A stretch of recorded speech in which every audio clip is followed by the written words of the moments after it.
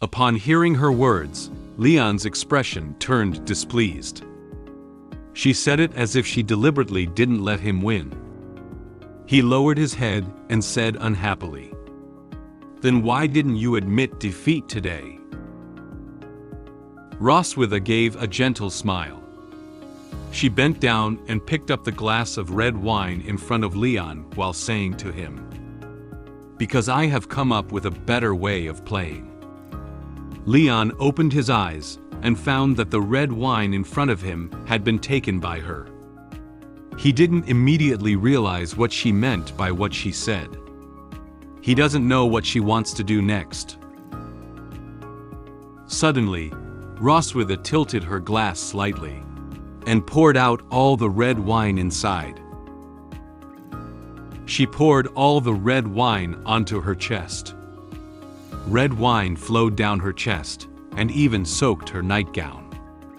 Her clothes and body emit a strong aroma of red wine. She looked down at Leon from above, showing him a crazy expression. "My favorite thing is how you can't accept defeat after losing to me." Leon didn't understand her current behavior. He leaned back slightly, surprised by her. "What are you doing?" As soon as Roswitha placed her glass on the table, she lunged in Leon's direction. She adjusted her posture and knelt on top of him. There is still some red wine left on her chest. She looked down at Leon with a unique aura of the queen in her eyes. She tugged at his collar with a seductive and commanding tone, and said softly to him, "Drink it up, Leon." Roswitha's twin peaks pressed tightly against Leon's chest. This made Leon have to watch them. The residual red wine contrasted sharply with the white twin peaks. The red wine-soaked nightgown lightly outlined her perfect body lines. The aroma of red wine kept wafting into Leon's nose. He said silently in his heart with a helpless expression on his face, "The scent of Roswitha's body is intertwined with the aroma of red wine. This scene is really wonderful and irresistible." He swallowed his saliva, seemingly unable to refuse the sight. He hugged Roswitha tightly, buried her head in her chest, and kept licking the remaining red wine on her chest. Roswitha held onto his shoulder with one hand, and gently pressed his head against her chest with the other. The feeling of being touched by the tongue on the chest was wonderful, and Roswitha enjoyed it very much. She closed her eyes, her cheeks turning slightly red, and felt her body trembling slightly. She gently twisted her body, and the straps of her nightgown slipped off. She didn't know if it was excitement or happiness. Due to the extremely comfortable feeling, she couldn't help but make a sound. "Huh." As Roswitha was enjoying this wonderful feeling, Leon finished licking the red wine on her chest. He looked up at her, with a slight blush on his face, and traces of red wine lingering at the corners of his mouth. He exhaled hot air and said to her, "Is that okay?" Roswitha looked at him. It was obvious that her body and mind had not yet been fully satisfied. She pinched Leon's chin and rubbed his lips with her fingers. She raised her eyebrows lightly, revealing a mysterious and relaxed smile as she stared at his mouth. "Of course, this is not enough."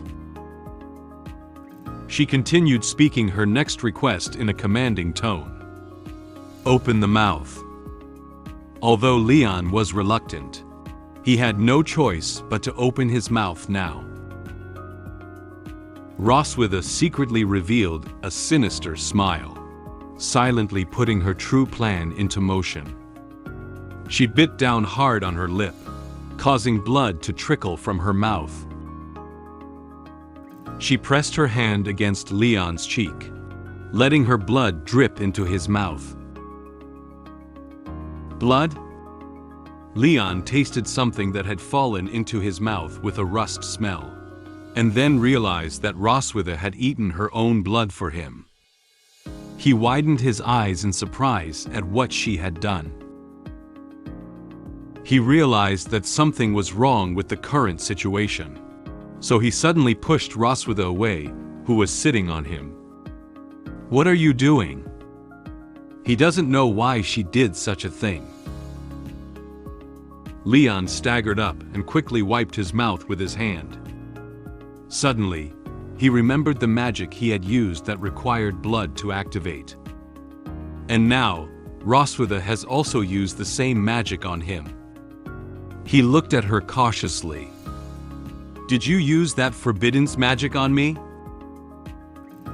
Since Leon already knew what he had done, there was no need for Roswitha to keep it a secret. She knelt on the sofa, with one hand supporting her face and licking the corners of her mouth, revealing a satisfied smile.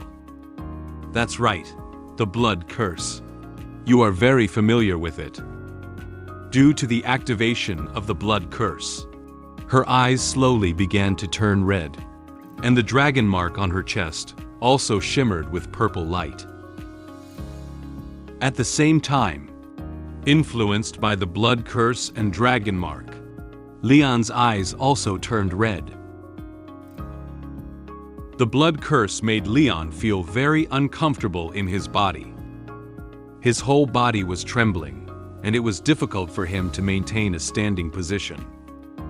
He had to bend down, grabbing the clothes on his chest while speaking to Roswitha with difficulty. Why?" Roswitha didn't seem to care about his situation. She answered Leon's question in a relaxed tone. "Since you used this forbiddance magic on me 2 years ago, I have always missed the feeling of it. Once the blood curse is activated, it will consume a person's life." Leon remembers this very clearly. He watched as Roswitha sat comfortably on the sofa, without any fear of the side effects it might bring. He endured the discomfort of his body, lifted his head with difficulty, and continued to ask her a question. "Do you know the price that must be paid for this forbiddance magic?" Roswitha gave a gentle smile. She couldn't have been unaware of the side effects of this magic. So, she quietly conducted a lot of related research in places unknown to Leon, changing the impact of the blood curse on her body. She looked down at Leon and answered him. "Of course I know. I slightly modified the operation method to minimize the impact of the blood curse on the dragon clan's body, only retaining its enchanting effect."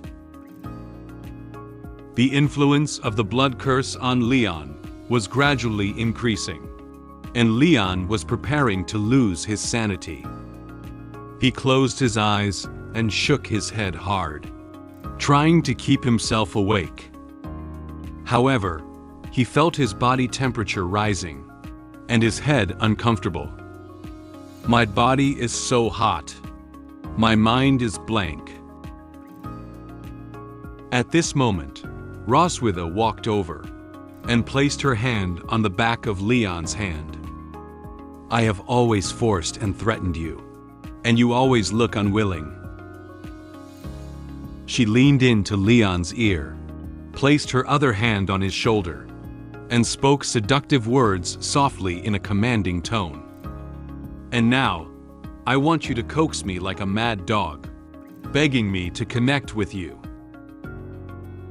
Stimulated by Roswitha's words, Leon couldn't hold on anymore. He suddenly knelt on the ground, lowered his head, and let out a cry of anguish. Roswitha looked at him from above, exuding a queen-like aura. "Ha! The game is about to start. My delicious captive, Mr. Leon Casmid." Hey! Have you heard about it? SF Light Novel is going to share a new comic. I have already shared a new comic. The name of this comic is The Blonde-Haired Villain. In Girl Overlord novel, also longs for happiness.